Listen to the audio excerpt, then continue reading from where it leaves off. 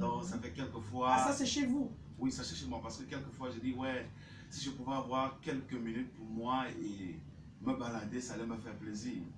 Mais là, compte tenu de l'emploi de temps qui est surchargé, avec les déplacements et les responsabilités vis-à-vis du ministère, c'est difficile et très très rare.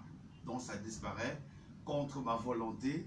Et dernièrement, je me suis rendu compte que j'avais eu 30 ou 45 minutes de balade à Brazza et je disais Seigneur merci parce que tu m'as donné quand même l'occasion de pouvoir bouger. Donc c'est un peu ça quoi. Et dans la société, quel est le comportement qui était bien avant et qui aujourd'hui tend à disparaître? Ok, le comportement qui était bien avant, c'est que dans la société, j'étais celui-là qui aimait trop visiter les gens et les gens appréciaient beaucoup ça. Mais aujourd'hui, je n'arrive plus à visiter les gens et certains pensent que c'est peut-être un rejet de ma part et pourtant c'est les occupations qui m'empêchent de le faire. Mais apôtre, monsieur, la société, en général, ce qui n'existait pas par le passé, aujourd'hui, les choses ont changé. Ok, concernant la société. C'est qui a foutu le temps, on ne voit plus ça aujourd'hui, les habitudes qu'on avait avant. Bon, il faut dire qu'avant, par exemple, avant les enfants étaient éduqués, les jeunes étaient éduqués au respect des hommes âgés. Voilà. Ça fait que par exemple, lorsque tu empruntais un transport en commun et que tu occupais la place, si un homme âgé arrivait après et qu'il était debout, tu pouvais te lever et dire papa, voici la place. Grand frère, voici la place, assieds-toi. Mais bon, aujourd'hui, ce n'est plus possible. C'est déjà très rare, très difficile et parfois ça fait mal. Quand on se retrouve quelque part, et vous voyez des jeunes qui occupent des places pendant que les papas, qui sont même parfois laités, sont debout et donnent même l'impression qu'ils ont un mal, mais le jeune s'en fout. Il dit c'est une place et c'est une place. Donc, vraiment, si la moralité ancienne là peut revenir, celle qui vise à manifester le respect vis-à-vis des hommes âgés, vis-à-vis des femmes âgées. Je me souviens qu'à l'époque, lorsque tu voyais une maman qui portait le sac et que toi tu avais les mains libres, tu disais maman, je peux t'aider. Aujourd'hui, c'est plus possible, c'est plus ça. Lorsqu'on se retrouve dans les aéroports, les jeunes bousculent même les hommes âgés parce qu'ils veulent rapidement entrer dans le vol. Donc, c'est un peu pénible. Il faut vraiment que la jeunesse retrouve cette stabilité dans le respect vis-à-vis de la personne âgée. Et apôtre, c'est vrai qu'on parlait des choses, on parlait de la morale qui avait foutu le temps, on parlait aussi de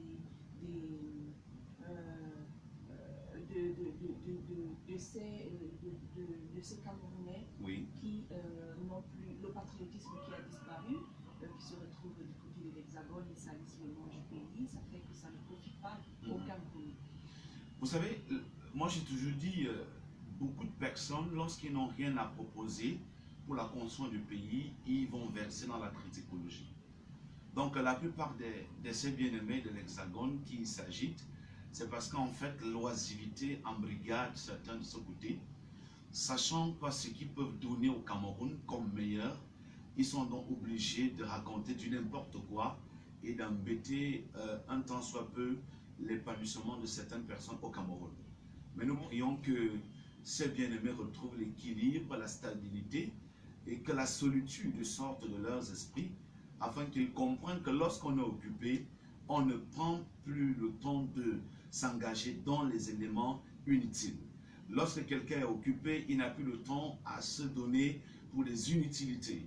Mais l'oisivité fait qu'aujourd'hui, les gens ont assez de temps de regarder la vie des autres et à cause de ça, ils vont dire du n'importe quoi pour essayer de pouvoir s'affirmer comme des hommes présents dans la société.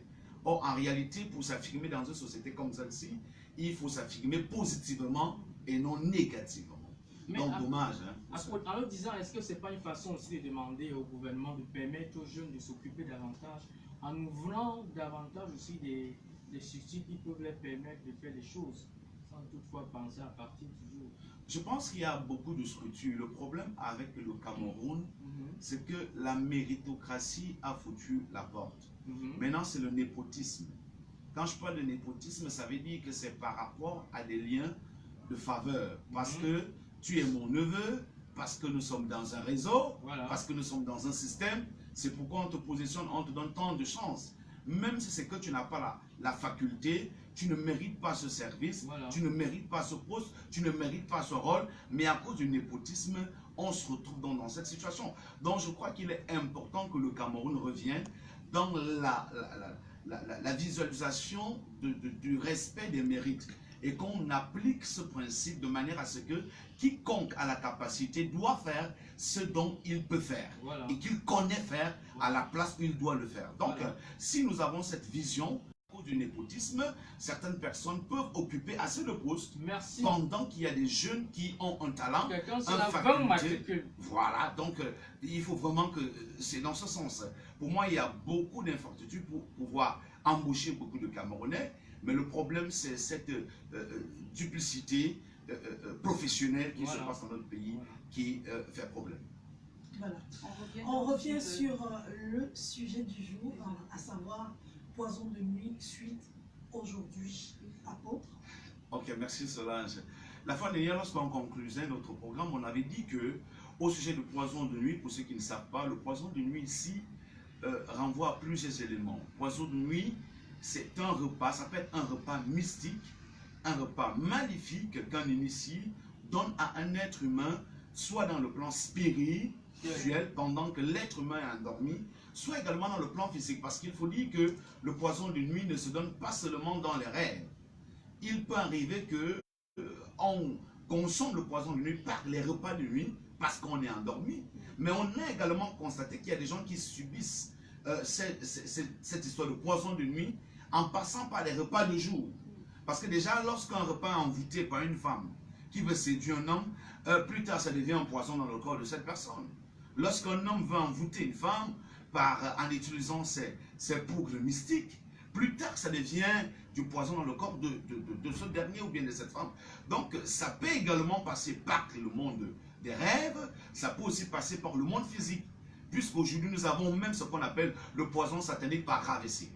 Ça veut dire que lorsque quelqu'un est jaloux de quelqu'un, il peut faire des incantations sur un objet, et lorsque tu traverses cet objet, tu es directement infecté par ce poison, et les pieds commencent à enfler. Nous voyons, il y a des gens qui ont les pieds qui enflent, il y a d'autres qui ont le ventre qui prend du poids, parce qu'en fait, il y a la manifestation de ces différents poisons de nuit, soit qu'on a eu par des rêves, par des repas mystiques, soit par un repas physique, mais qui a été programmé négativement, soit par une AVC qui a été positionnée dans le but de vous déstabiliser. Donc le poison de nuit aussi, nous avons évoqué l'aspect des sémences de sorcellerie. Ça veut dire que lorsque quelqu'un a un démon de sorcellerie qu'on a donné, on a placé en lui depuis sa naissance, il est fort possible que ce démon, pour qu'il soit capable d'accomplir un certain nombre de choses et d'atteindre la maturité, ce démon doit être nourri par des repas de nuit. C'est pourquoi il y a des gens permanemment mangent dans les rêves, parce qu'en fait, les initiés, ceux qui t'ont initié, qui t'ont placé dans cet embargo, savent que tu dois atteindre la croissance mystique et la maturité mystique. Et pour y atteindre, il faut que la semence qu'on a mise dans ton ventre soit alimentée. Ces alimentations vont donc passer par des repas de nuit, ce qui fera que lorsque tu vas manger dans les rêves, ce démon qu'on a placé en toi sera fort et peut-être plus fort et davantage fort. Et lorsqu'il est fort, il aura donc la capacité d'accomplir ce dont il a été programmé qu'il devrait faire dans ta vie.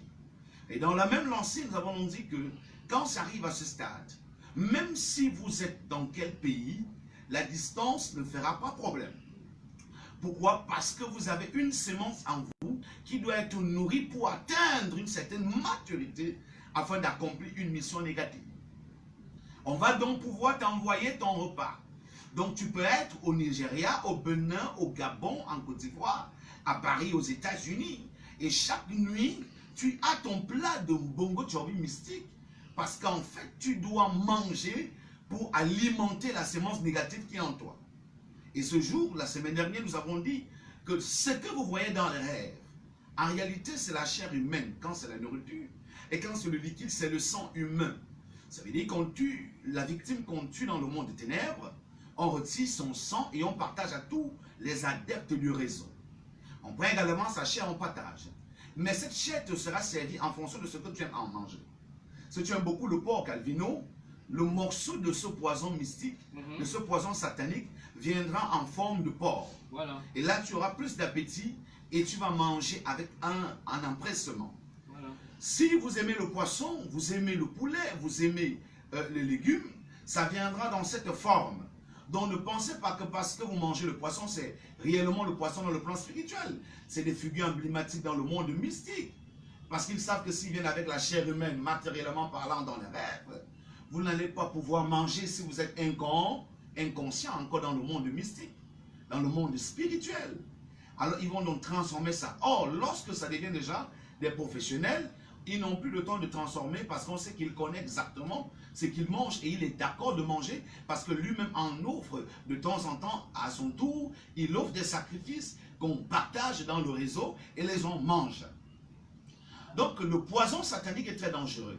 Que ça soit d'une manière inconsciente que tu le reçois ou d'une manière consciente, tôt ou tard, il y a des répercussions. Parce que le poison satanique, pour modifier ton caractère, ça veut dire qu'on peut te faire manger un repas ou boire un liquide juste parce qu'on veut faire modifier ton comportement. Tu deviens irresponsable à cause de l'ivrognerie. Tu as envie de boire tant que tu n'as pas bu, jusqu'à boire et à te jeter à la rigole, tu n'es pas calme. Cela peut passer par le poison de nuit, par le poison satanique. L'infidélité, telle que l'instabilité sexuelle, tu te livres à n'importe qui dans le monde spirituel. On peut faire cette composition. Mais dans le contexte du poison de nuit, quand c'est déjà un café noir, c'est un poison. Oui. Avec le chocolat, c'est du poison. Même si on met du lait, c'est du poison. Il faut faire attention. Parce que beaucoup de gens négligent les rêves. Mais j'ai envie de dire que tous les mammifères rêvent. L'homme qui dit qu'il ne rêve pas ment. Il devrait plutôt dire qu'il rêve, mais il oublie.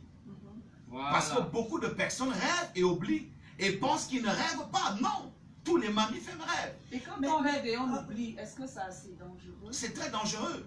Parce que le rêve est un langage. Et au travers du rêve que tu fais, tu peux savoir le type de langage que tu as eu pendant que ton corps était endormi. Apôtre, justement, je profite pour vous poser la question. Est-ce que tous les rêves de nourriture font forcément de poisson? La semaine dernière, quand il faut parler, j'ai dit les rêves avec trois origines. Il y a les rêves qui viennent de Dieu, il y a les rêves qui viennent du diable. Les rêves qui viennent du diable viennent avec des repas de nuit, les couches de nuit, les attaques de nuit et tout et tout. Il y a aussi des rêves mécaniques. Les rêves mécaniques ici, c'est le refoulement de ce que tu as vécu en journée, que ton subconscient refoule lorsque ton corps est endormi. Cela veut dire que si en journée vous avez longtemps pensé, au Bongo Chobi, il est fort possible que vous vous voyez dans un rêve. Moi j'ai rêvé que je mangeais les légumes aujourd'hui. Est-ce que hier, Martin, tu as pensé aux légumes? Je parlais des légumes plutôt mardi.